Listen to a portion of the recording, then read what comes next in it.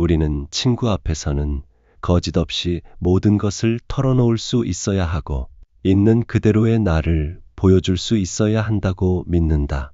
하지만 과연 그럴까? 정말로 친구에게 모든 것을 말해야만 좋은 관계가 유지될까? 오늘날 수많은 우정이 깨지고 관계가 멀어지는 이유 중 상당수는 역설적이게도 지나친 솔직함 때문이다.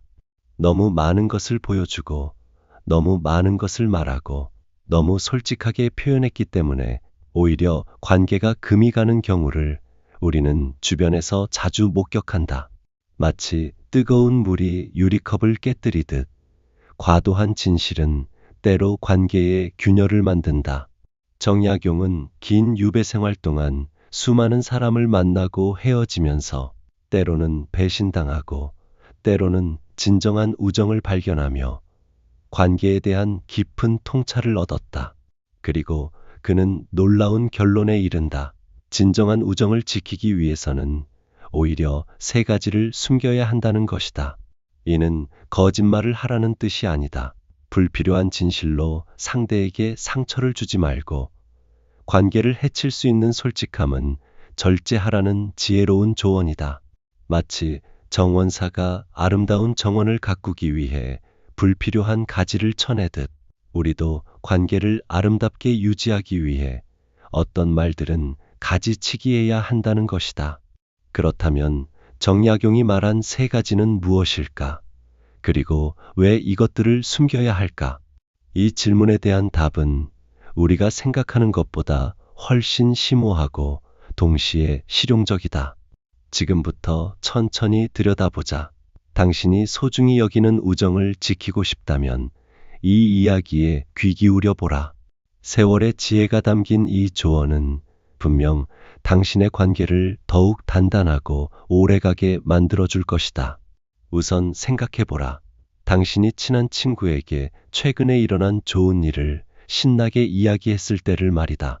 승진했다고, 연봉이 올랐다고, 좋은 사람을 만났다고, 아이가 명문대에 합격했다고 말했을 때 친구의 표정을 유심히 살펴본 적이 있는가? 물론 표면적으로는 축하해준다. 함께 기뻐해주는 것처럼 보인다. 하지만 그 눈빛 깊은 곳에서 미소 뒤편에서 어쩌면 아주 작은 순간이었겠지만 무언가 미묘한 감정이 스쳐 지나가는 것을 느낀 적은 없는가? 그것은 질투도 아니고 시기도 아닌 설명하기 어려운 복잡한 감정이다. 인간이라면 누구나 가진 비교하고 측정하려는 본능에서 오는 불편함이다. 정약용은 이렇게 말했다. 겸손은 사람을 머무르게 하며 칭찬은 사람을 가까이 하게 한다고. 이 말의 의미는 깊다. 겸손한 사람 곁에는 사람들이 오래 머물지만 자신을 자랑하고 과시하는 사람 곁에서는 사람들이 서서히 멀어진다는 뜻이다. 왜 그럴까? 인간의 마음속 깊은 곳에는 누구나 자존심이 자리하고 있기 때문이다. 아무리 친한 친구 사이라 해도 한쪽이 계속해서 성공을 말하고 행복을 과시하면 다른 쪽은 자신도 모르게 초라함을 느끼게 된다. 이것은 그 친구가 나쁜 사람이라서가 아니다. 인간이기 때문이다. 공자가 말했듯이 사람의 마음은 물과 같아서 위에서 아래로 흐르려는 성질이 있다. 누군가의 성공 이야기를 들을 때 우리는 자연스럽게 자신과 비교하게 되고 그 비교 속에서 상대적 박탈감을 느끼게 되는 것이다. 첫 번째로 숨겨야 할 것은 바로 자신의 성공과 행복이다. 이는 거짓으로 불행한 척하라는 말이 아니다. 다만 필요 이상으로 과시하지 말고 자랑하지 말고 끊임없이 자신의 좋은 소식을 늘어놓지 말라는 것이다. 사람들은 흔히 친구에게 좋은 일을 나누면 기쁨이 배가 된다고 생각한다. 물론 진정한 친구라면 함께 기뻐해 줄 것이다. 하지만 그 횟수가 잦아지고 그 정도가 과해지면 아무리 좋은 친구라도 마음 한구석에서 피로감을 느끼게 된다.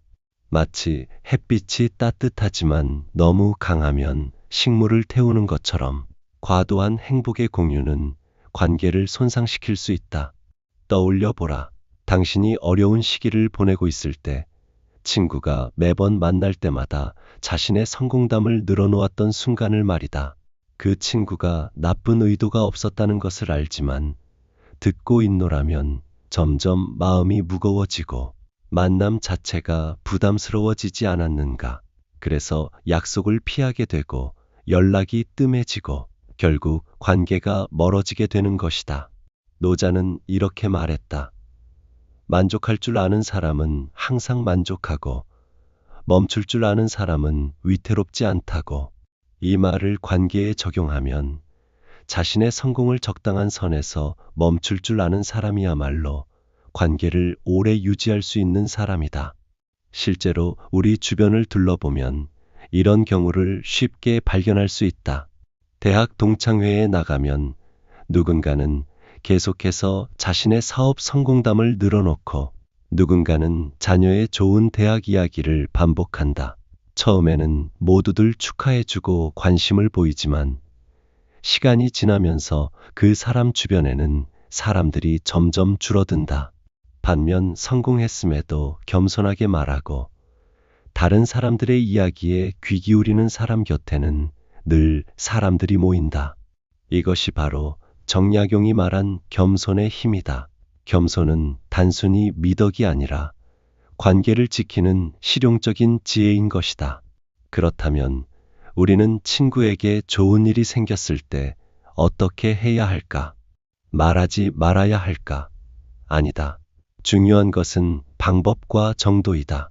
아리스토텔레스가 말한 중용의 원리를 기억하라. 지나침과 모자람 사이에 적절한 균형을 찾는 것이다. 좋은 일이 생기면 담담하게 언급하되 과장하지 말라. 행복한 일이 있으면 조용히 나누되 자랑하지 말라. 그리고 무엇보다 중요한 것은 자신의 이야기만 하지 말고 상대의 이야기에도 진심으로 귀 기울이는 것이다. 이렇게 하면 당신의 성공은 친구에게 부담이 아니라 영감이 되고 당신의 행복은 질투가 아니라 희망이 된다. 노년에 접어들수록 이 지혜는 더욱 빛을 발한다. 젊었을 때는 경쟁하고 비교하느라 바쁘지만 나이가 들면서 우리는 점차 깨닫게 된다. 진정한 성공은 무엇을 얻었느냐가 아니라 누구와 함께 있느냐에 달려있다는 사실을, 그리고 그 누군가를 곁에 오래 머물게 하려면 겸손과 절제가 필요하다는 사실을. 석가모니가 84,000 법문 중에서도 가장 강조한 것이 바로 집착을 버리는 것이었다. 성공에 대한 집착, 인정받고 싶은 욕망, 자랑하고 싶은 충동, 이 모든 것을 내려놓을 때 비로소 진정한 평화가 찾아온다. 그리고 그 평화 속에서 우정은 더욱 깊어진다. 생각해보라. 당신이 가장 편안하게 느끼는 친구는 어떤 사람인가? 아마도 자신을 과시하지 않고 함께 있을 때 부담스럽지 않으며 자연스럽게 대화가 흐르는 사람일 것이다. 그런 사람이 되기 위해서는 먼저 자신의 성공을 적절히 숨길 줄 알아야 한다. 이것은 위선이 아니다. 상대를 배려하는 진정한 사랑이다. 톨스토이가 말했듯이 진정한 사랑은 상대방을 위해 자신을 희생하는 것이다. 자신의 자랑거리를 참는 것도 작은 희생이며 그 희생이 관계를 지키는 힘이 된다. 두 번째로 넘어가기 전에 잠시 멈춰서서 자문해보라. 최근에 당신이 친구에게 자랑했던 것들은 무엇인가? 그것이 정말 필요한 대화였는가? 아니면 단순히 인정받고 싶은 욕구에서 나온 것은 아니었는가? 만약 후자라면 다음부터는 조금 더 신중하게 말하는 연습을 해보라. 말하기 전에 한 번 더 생각하고 상대의 입장에서 내 말을 들으면 어떤 기분일지 상상해보라. 이 작은 노력이 쌓이면 당신은 사람들이 곁에 머물고 싶어하는 사람이 될 것이다. 이제 두 번째 숨겨야 할 것에 대해 이야기해보자. 이것은 첫 번째보다 훨씬 더 섬세하고 어려운 문제다. 바로 상대의 단점과 허물을 못 본 척하는 것이다. 우리는 흔히 진정한 친구라면 상대의 잘못을 지적해 주어야 한다고 배웠다. 충고는 사랑의 표현이며 쓴소리를 해주는 것이 진정한 우정이라고 믿는다. 물론 이 말이 완전히 틀린 것은 아니다. 하지만 문제는 그 방법과 시기, 그리고 태도에 있다. 대부분의 경우 우리는 너무 직설적으로, 너무 급하게, 너무 자주 상대의 단점을 지적한다. 그리고 그것이 상대를 위한 것이라고 믿으며 정당화한다. 정약용은 이렇게 말했다. 허물을 지적하는 말은 나의 잘못을 고백하듯 조심스럽게 해야 겨우 상대에게 닿는다고. 이 문장을 곱씹어 보라. 얼마나 지혜로운 말인가. 상대의 잘못을 지적할 때는 마치 내가 잘못을 고백하는 것처럼 겸손하고 조심스러워야 한다는 것이다. 인간은 누구나 자존심을 가지고 있고 그 자존심은 유리처럼 쉽게 깨지기 때문이다. 아무리 좋은 의도로 한 말이라도 상대방이 받아들일 준비가 되어 있지 않으면 그것은 충고가 아니라 공격이 된다. 비판이 아니라 모욕이 된다. 그리고 한번 상처받은 마음은 쉽게 회복되지 않는다. 공자는 제자들에게 사람을 가르칠 때의 원칙을 이렇게 말했다. 때가 되지 않았는데 말하면 조급함이고 때가 되었는데 말하지 않으면 숨김이며 상대의 안색을 살피지 않고 말하면 맹목이라고. 이 세 가지를 피해야 진정한 가르침이 된다는 것이다. 이 원칙은 친구 관계에도 그대로 적용된다. 상대가 들을 준비가 되어 있지 않을 때 그의 잘못을 지적하면 그것은 도움이 아니라 해가 된다. 관계를 개선하는 것이 아니라 파괴하는 것이다. 생각해 보라.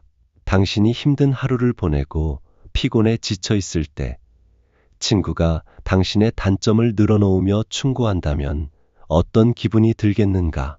설사 그 말이 옳다 해도 그 순간 당신은 고마움보다는 짜증과 분노를 느낄 것이다.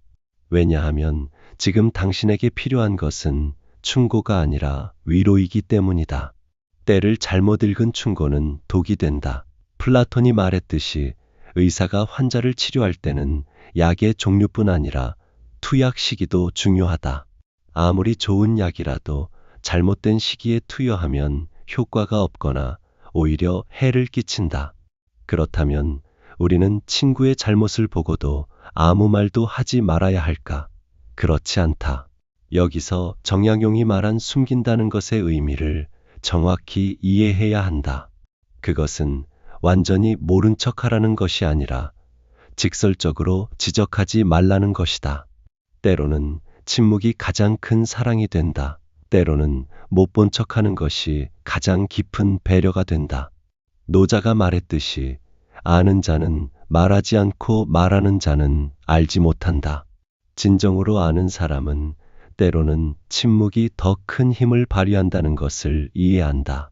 실제로 관찰해 보면 오래 지속되는 우정의 특징 중 하나는 서로의 단점을 애써 지적하지 않는다는 것이다. 물론 서로를 잘 알고 있다. 하지만 굳이 그것을 입 밖에 꺼내지 않는다. 왜냐하면 그들은 알기 때문이다. 인간은 누구나 불완전하며 그 불완전함을 받아들이는 것이 진정한 사랑이라는 사실을 상대를 고치려 들지 않고 있는 그대로 받아들일 때 비로소 진정한 친구가 될 수 있다. 칼릴 지브란이 말했듯이 사랑은 소유가 아니라 자유다. 친구를 내가 원하는 모습으로 바꾸려는 것은 사랑이 아니라 집착이다. 여기서 중요한 구분이 필요하다. 친구의 심각한 잘못, 예를 들어 법을 어기거나 자신을 해치는 행동에 대해서는 물론 말해야 한다. 하지만 그럴 때조차도 방법이 중요하다. 정약용이 말했듯이 나의 잘못을 고백하듯 조심스럽게 접근해야 한다. 너는 잘못했어 라고 말하는 대신 내가 비슷한 상황에서 이런 어려움을 겪었는데 라고 시작하는 것이다.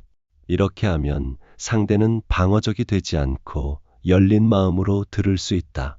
에피쿠로스가 말했듯이 철학자의 말은 환자를 치료하는 의사의 말과 같아야 한다. 상처를 주는 것이 아니라 치유하는 것이어야 한다. 떠올려 보라. 당신이 누군가에게 충고했던 경험 중에서 관계가 오히려 나빠진 경우를 말이다. 아마도 그때 당신은 선의로 말했을 것이다. 하지만 상대는 그것을 비난으로 받아들였을 것이다. 왜 그런 일이 생겼을까? 대부분의 경우 그것은 말의 내용 문제가 아니라 전달 방식의 문제였다. 직설적이고 단정적인 표현, 상대방의 감정을 고려하지 않은 타이밍, 일방적인 태도, 이런 것들이 모여 충고를 공격으로 만들었던 것이다. 노년에 이르면 우리는 점차 깨닫게 된다. 사람을 바꿀 수 없다는 사실을, 변화는 오직 본인의 의지로만 가능하다는 사실을, 그리고 가장 현명한 태도는 상대의 단점을 지적하려 애쓰기보다 있는 그대로 받아들이고 장점에 집중하는 것이라는 사실을. 세익스피어가 말했듯이 사랑은 맹목이 아니라 상대의 단점을 보면서도 그것을 초월하는 것이다. 친구의 단점을 보되 그것이 우정의 전부가 아님을 아는 것. 이것이 성숙한 관계의 시작이다.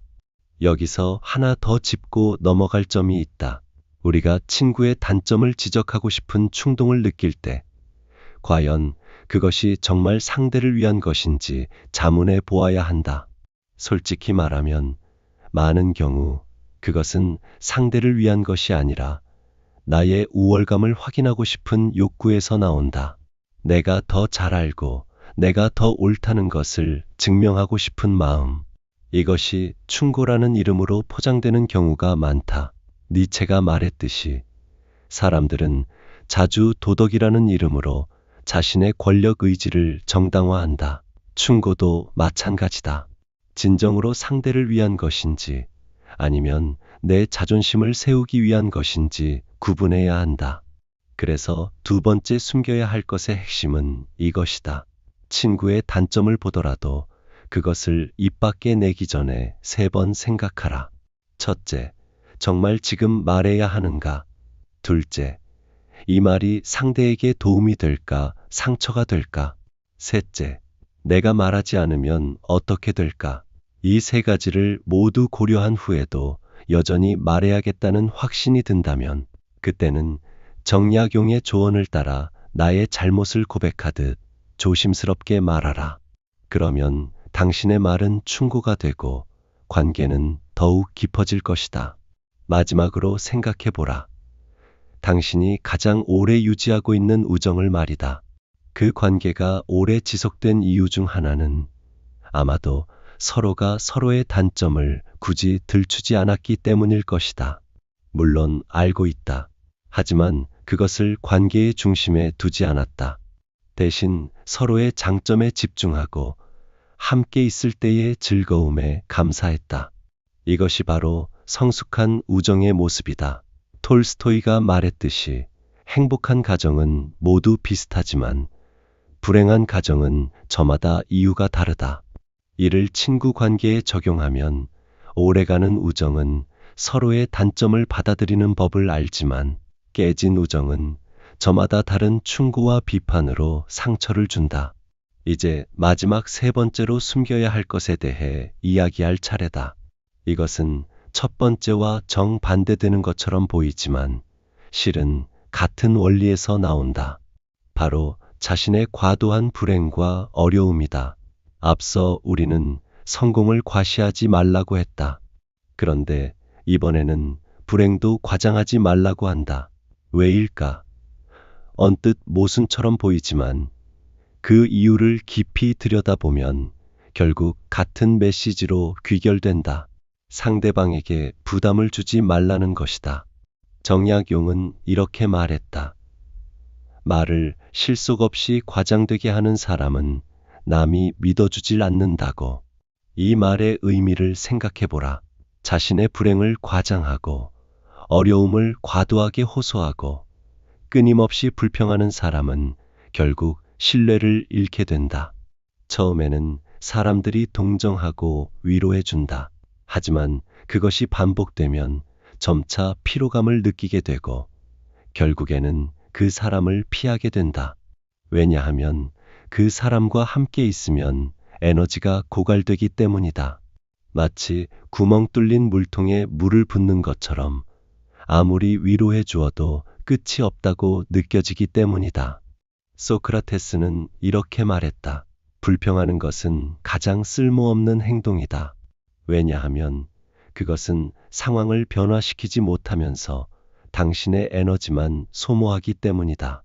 이 말을 관계에 적용하면 끊임없는 불평은 당신의 에너지뿐 아니라 친구의 에너지까지 고갈시킨다.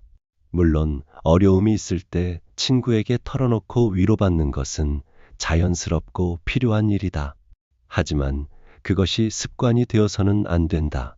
매번 만날 때마다 부정적인 이야기만 늘어놓는다면 그것은 우정이 아니라 일방적인 의존이 된다. 떠올려 보라. 당신 주변에 항상 불평하는 사람을 말이다. 만날 때마다 건강이 안 좋다고, 경제적으로 힘들다고, 가족 문제가 있다고 말하는 사람. 처음에는 안쓰럽고 돕고 싶은 마음이 든다. 하지만 시간이 지나면서 당신은 그 사람을 만나는 것이 점점 부담스러워진다. 왜냐하면 그 사람을 만나고 나면 기분이 다운되고 에너지가 빠지는 느낌이 들기 때문이다. 이것은 당신이 냉정해서가 아니다. 인간의 자연스러운 심리적 반응이다. 에피쿠로스가 말했듯이 인간은 즐거움을 추구하고 고통을 피하려는 본성을 가지고 있다. 누군가가 계속 부정적 에너지를 전달하면 우리는 본능적으로 그 사람을 피하게 된다. 여기서 중요한 차이를 구분해야 한다. 진정한 어려움을 나누는 것과 불평을 습관적으로 늘어놓는 것은 다르다. 전자는 솔직함이고 신뢰의 표시이지만 후자는 에너지 흡혈귀가 되는 것이다. 그 차이는 무엇일까? 빈도와 태도다. 정말 힘든 일이 생겼을 때 친구에게 털어놓는 것은 당연하고 건강한 일이다. 하지만 매번 만날 때마다 새로운 불행을 들고 나타나고 아무런 해결 의지 없이 그저 불평만 늘어놓는다면 그것은 관계를 파괴하는 행위다. 노자는 이렇게 말했다. 큰 소리는 들리지 않고 큰 형상은 보이지 않는다고. 진정으로 큰 고통을 겪는 사람은 오히려 말이 적다. 침묵 속에서 고통을 사귀고 조용히 해결책을 찾는다. 반면 작은 일을 크게 부풀려 말하는 사람은 실제로는 그리 큰 고통을 겪지 않는 경우가 많다. 이것은 역설적이지만 진실이다.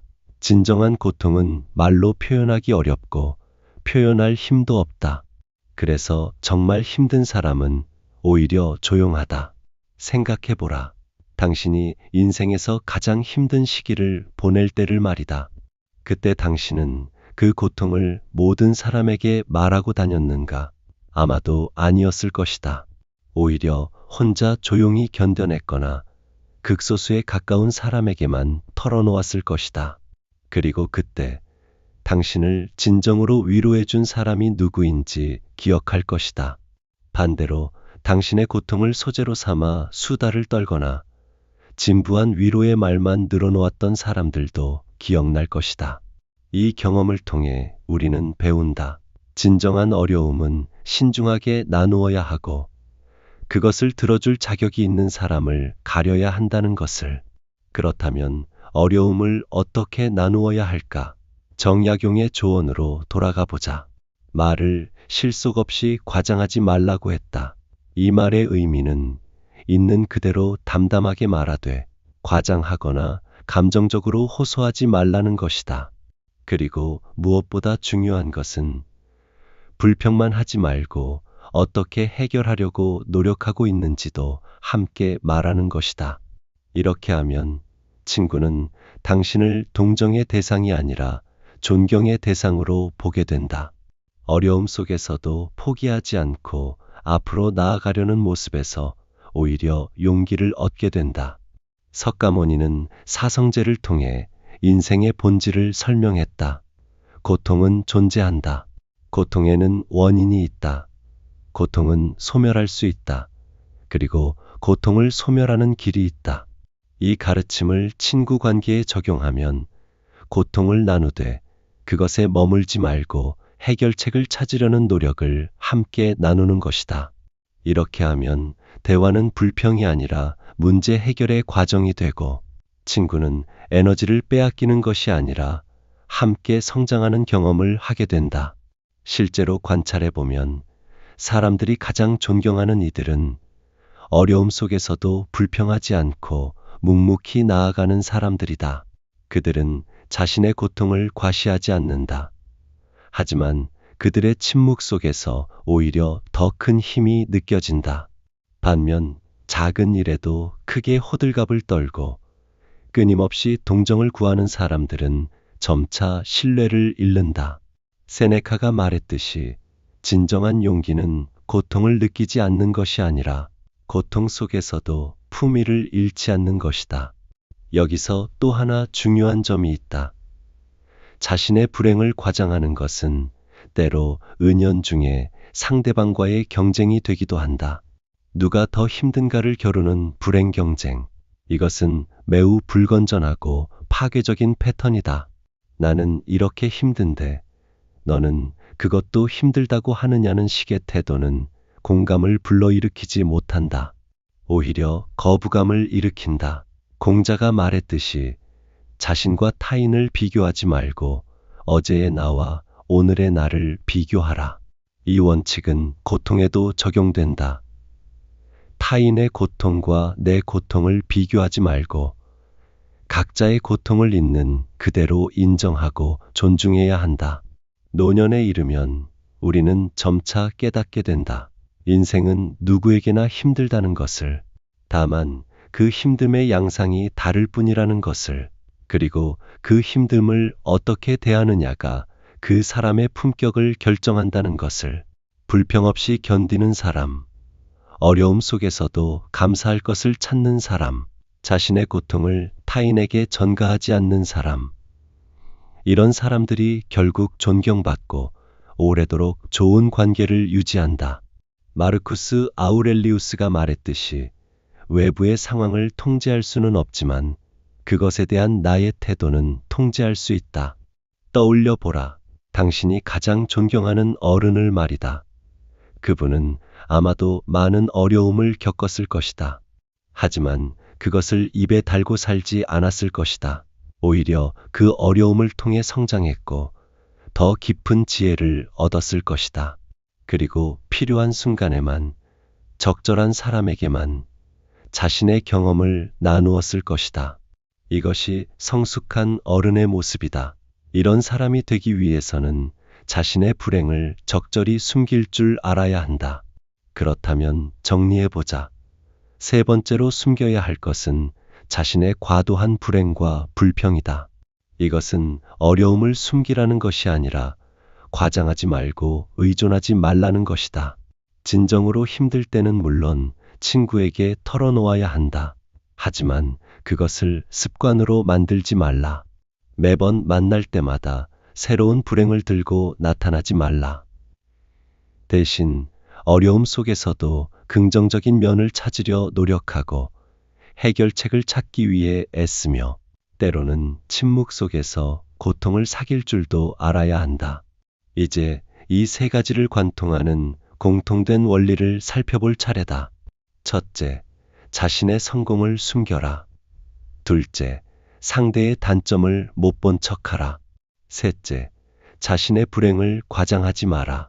언뜻 보면 서로 다른 조언처럼 보이지만 실은 하나의 원리에서 나온다. 바로 상대방을 배려하라는 것이다. 자신의 성공을 과시하지 않는 것은 상대방이 초라함을 느끼지 않도록 배려하는 것이다. 상대의 단점을 지적하지 않는 것은 그의 자존심을 지켜주는 것이다. 자신의 불행을 과장하지 않는 것은 상대방에게 부담을 주지 않으려는 것이다. 정약용이 평생 강조한 것도 바로 이 배려의 정신이었다. 그는 유배지에서 아들들에게 보낸 편지에서 이렇게 썼다. 편지 한 장을 쓸 때마다 2번, 3번 읽어보면서 이 편지를 사방으로 뚫린 번화가에 떨어뜨렸을 때 나의 원수가 펴보더라도 내가 죄를 얻지 않을 것인가 생각하면서 써야 한다고. 이 말의 의미를 깊이 새겨보라.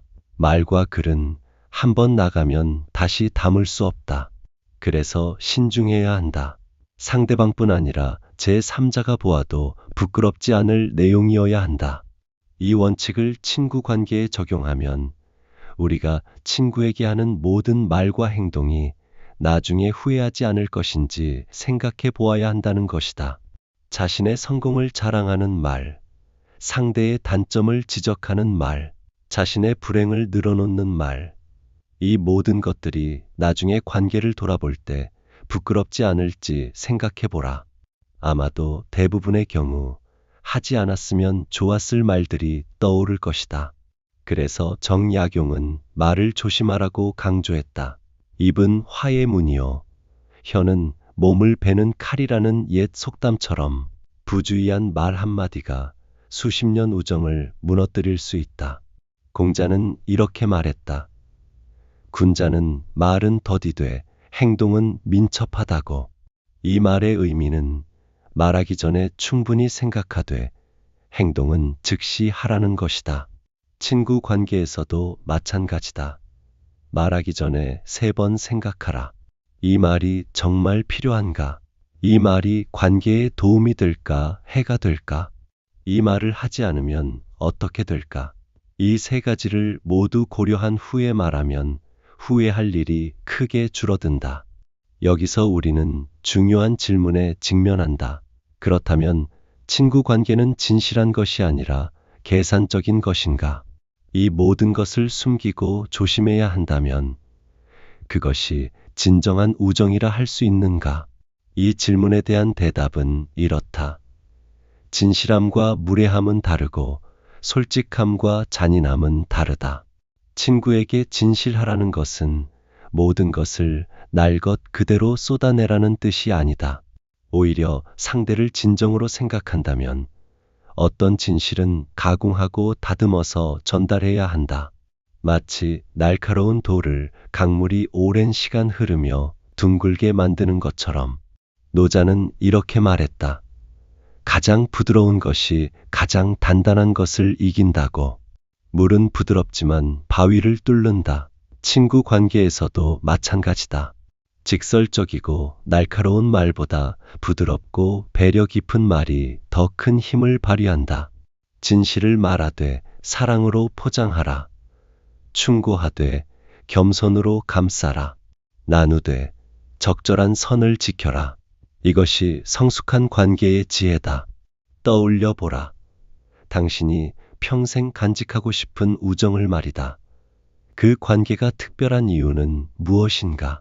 아마도 서로가 서로에게 부담이 되지 않으면서도 필요할 때 든든한 버팀목이 되어주기 때문일 것이다. 서로의 성공을 시기하지 않고 진심으로 축하해주고 서로의 단점을 알면서도 그것을 문제 삼지 않으며 어려움이 있을 때는 지혜롭게 도와주지만 과도하게 개입하지 않는다. 이런 균형 잡힌 관계야말로 오래가는 우정의 비결이다. 세네카는 이렇게 말했다. 우정은 하루아침에 만들어지지 않는다. 오랜 시간 함께 울고 웃으며 쌓아 올린 신뢰의 탑이다. 그리고 그 탑을 쌓는 데는 오랜 시간이 걸리지만 무너뜨리는 데는 한순간이면 충분하다. 부주의한 말 한마디, 배려 없는 행동 하나가 수십 년 우정을 한순간에 무너뜨릴 수 있다. 그래서 우리는 더욱 조심해야 한다. 친구라는 이유로 함부로 대하지 말고 오히려 소중하기에 더 신중하게 대해야 한다. 아리스토텔레스는 우정을 3가지로 분류했다. 이익을 위한 우정, 즐거움을 위한 우정, 그리고 덕을 위한 우정. 첫 번째와 두 번째는 일시적이지만 세 번째는 영원하다고 했다. 덕을 위한 우정이란 무엇인가? 그것은 서로의 인격을 존중하고 함께 성장하며 상대방의 행복을 진심으로 바라는 관계다. 이런 우정을 유지하기 위해서는 정약용이 말한 3가지 숨김의 지혜가 필요하다. 상대방의 자존심을 지켜주고 부담을 주지 않으며 관계의 균형을 유지하는 것. 생각해보라. 당신이 나이가 들어 인생을 되돌아볼 때를 말이다. 그때 당신 곁에 남아있는 사람들은 누구일까? 아마도 함께 있을 때 편안하고 서로를 있는 그대로 받아들이며 특별한 말이 없어도 마음이 통하는 사람들일 것이다. 이런 관계를 만들기 위해서는 지금부터 연습해야 한다. 말하기 전에 생각하고 행동하기 전에 고려하며 항상 상대방의 입장에서 생각하는 습관을 들여야 한다. 공자는 이것을 서서라고 했다. 자신의 마음으로 타인의 마음을 헤아리는 것. 내가 듣기 싫은 말은 남에게도 하지 않고 내가 받고 싶은 대우를 남에게도 하는 것. 이 황금률은 수천 년이 지난 지금도 여전히 유효하다. 친구 관계에서도 마찬가지다. 내가 성공을 자랑받고 싶지 않다면 남에게도 자랑하지 말라. 내가 단점을 지적받고 싶지 않다면 남의 단점도 지적하지 말라. 내가 불평을 듣는 것이 피곤하다면 남에게도 불평하지 말라. 이 간단한 원칙을 따르면 관계는 자연스럽게 좋아진다. 왜냐하면 모든 사람이 원하는 것은 결국 같기 때문이다. 존중받고 싶고 이해받고 싶으며 있는 그대로 받아들여지고 싶다. 이것을 제공할 수 있는 사람이야말로 좋은 친구다. 그리고 이런 친구가 되기 위해서는 정약용이 말한 3가지 숨김의 지혜가 필요하다. 노년에 이르면 우리는 점차 깨닫게 된다. 인생에서 가장 소중한 것은 물질도 명예도 아니라 사랑하는 사람들과의 관계라는 것을, 그리고 그 관계를 유지하기 위해서는 지혜와 절제가 필요하다는 것을. 젊었을 때는 솔직함이 미덕이라고 생각했지만 나이가 들면서 배려 깊은 침묵이 더 큰 미덕이라는 것을 알게 된다. 모든 것을 말하는 것이 진실함이 아니라 무엇을 말하고 무엇을 말하지 않을지 아는 것이 진정한 성숙함이다. 마르쿠스 아우렐리우스는 이렇게 말했다. 우리가 듣는 것의 질은 우리가 만나는 사람들의 질을 결정한다. 이 말을 뒤집으면 우리가 하는 말의 질은 우리 곁에 머무는 사람들의 질을 결정한다는 뜻이다. 좋은 사람들을 곁에 두고 싶다면 먼저 좋은 말을 하는 사람이 되어야 한다. 배려 깊고 신중하며 상대방을 존중하는 말을 하는 사람. 이런 사람 곁에는 자연스럽게 좋은 사람들이 모인다. 떠올려 보라. 당신이 만나고 싶은 친구의 모습을 말이다. 자랑하지 않지만 충분히 성공했고, 충고하지 않지만 현명하며, 불평하지 않지만 때로는 어려움도 겪는 사람, 완벽하지 않지만 성실하고, 화려하지 않지만 진실한 사람. 이런 친구를 만나고 싶다면 먼저 자신이 그런 친구가 되어야 한다. 거울의 법칙처럼 우리는 우리가 되는 대로의 사람들을 만나게 된다. 플라톤은 이렇게 말했다. 유사한 것은 유사한 것을 끌어당긴다.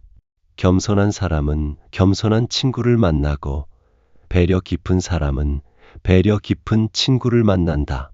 반대로 자랑하기 좋아하는 사람은 시기심 많은 사람들을 끌어당기고 불평하기 좋아하는 사람은 부정적인 사람들을 끌어당긴다. 그래서 좋은 친구를 만나고 싶다면 먼저 좋은 친구가 되는 것부터 시작해야 한다. 이제 마지막으로 정리해보자.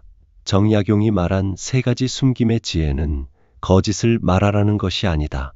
오히려 진정한 친구가 되기 위한 배려의 기술이다. 자신의 성공을 숨기는 것은 겸손이고 상대의 단점을 못 본 척하는 것은 존중이며 자신의 불행을 과장하지 않는 것은 자존심이다. 이 3가지가 모여 성숙한 우정을 만든다. 노자는 이렇게 말했다. 도를 아는 자는 말하지 않고 말하는 자는 알지 못한다. 이 말의 의미는 진정으로 아는 사람은 모든 것을 말로 설명하려 하지 않는다는 것이다. 때로는 침묵이 가장 웅변적이고 숨김이 가장 솔직하다. 친구 관계에서도 마찬가지다. 모든 것을 말하는 것이 솔직함이 아니라 무엇을 말하고 무엇을 말하지 않을지 아는 것이 진정한 지혜다. 생각해보라. 오늘 당신이 만날 친구를 말이다. 그 만남에서 당신은 무엇을 말하고 무엇을 말하지 않을 것인가? 자신의 최근 성공을 늘어놓을 것인가? 아니면 겸손하게 듣는 자리가 될 것인가? 상대의 단점을 지적할 것인가? 아니면 장점을 칭찬할 것인가? 자신의 불행을 호소할 것인가? 아니면 긍정적인 면을 나눌 것인가? 이 선택이 당신의 관계를 결정한다. 공자의 제자 안회는 이렇게 말했다. 실수를 2번 반복하지 않는 것. 이것이 군자다. 친구 관계에서도 마찬가지다. 한 번 실수로 상처를 주었다면 같은 실수를 반복하지 않는 것이 진정한 친구다. 그리고 그러기 위해서는 정약용의 3가지 지혜를 기억해야 한다. 성공을 숨기고 단점을 못 본 척하며 불행을 과장하지 않는 것. 에피쿠로스는 이렇게 말했다. 우정이 없는 삶은 의미가 없다. 하지만 진정한 우정은 드물다.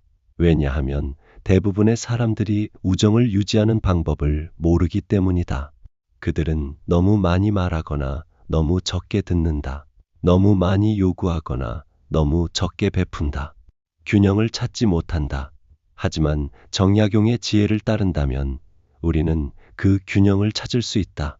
적절히 숨기고 적절히 드러내며 항상 상대방을 배려하는 것. 떠올려 보라. 인생의 마지막 순간을 말이다. 그때 당신 곁에는 누가 있을까? 아마도 평생 함께한 몇 명의 친구들일 것이다. 그들과의 우정을 돌아보며 당신은 무엇을 느낄까? 후회할까? 아니면 감사할까? 그 답은 지금 당신이 어떻게 관계를 대하느냐에 달려 있다. 지금부터 3가지를 기억하라. 성공을 숨기고 단점을 못 본 척하며 불행을 과장하지 않는 것.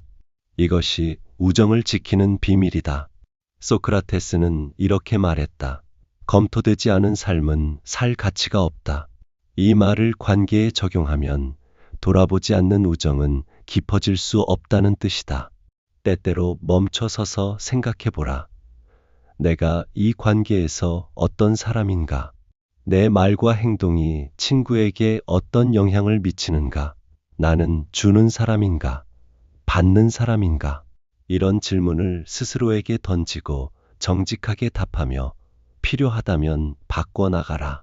마지막으로 우리는 왜 이 3가지를 숨겨야 하는지 그 근본적인 이유를 다시 한번 새겨야 한다.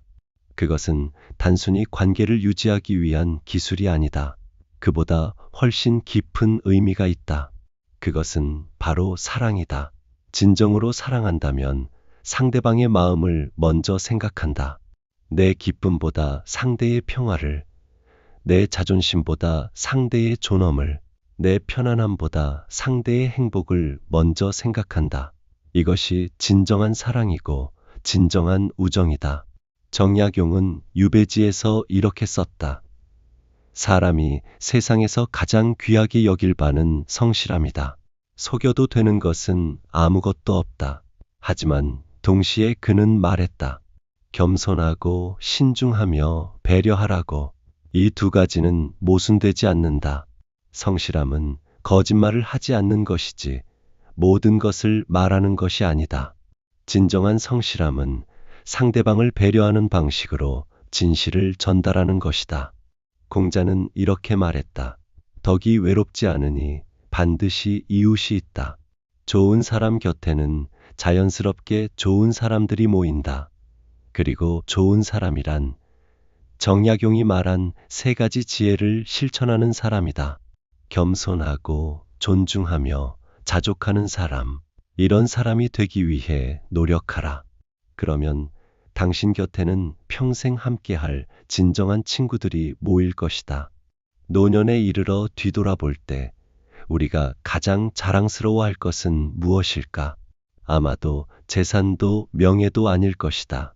오히려 평생 함께한 몇 명의 진정한 친구들, 서로를 이해하고 존중하며 지켜온 그 관계들일 것이다.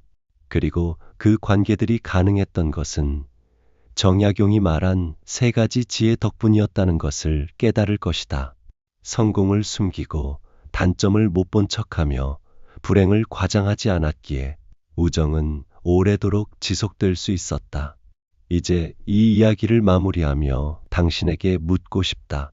오늘부터 당신은 어떤 친구가 될 것인가? 모든 것을 쏟아내는 친구인가? 아니면 지혜롭게 선택하는 친구인가? 자랑하는 친구인가? 아니면 겸손한 친구인가? 지적하는 친구인가? 아니면 받아들이는 친구인가? 불평하는 친구인가? 아니면 감사하는 친구인가? 이 선택은 당신의 몫이다. 하지만 기억하라. 당신의 선택이 당신의 관계를 만들고 당신의 관계가 당신의 인생을 만든다는 것을. 정약용의 지혜는 수백 년이 지난 지금도 여전히 빛난다. 왜냐하면 인간의 본질은 변하지 않기 때문이다. 우리는 여전히 인정받고 싶어하고 사랑받고 싶어하며 이해받고 싶어한다. 그리고 이 모든 것을 얻는 방법은 역설적이게도 스스로를 조금씩 감추는 것이다. 성공을 숨기고 단점을 못 본 척하며 불행을 과장하지 않는 것. 이것이 진정한 우정의 비밀이다. 오늘의 이야기는 여기까지입니다. 이 영상이 도움이 되셨다면 구독과 좋아요 버튼을 눌러주시고 주변의 소중한 분들과도 함께 나눠주세요. 오늘도 건강하시고 행복하세요.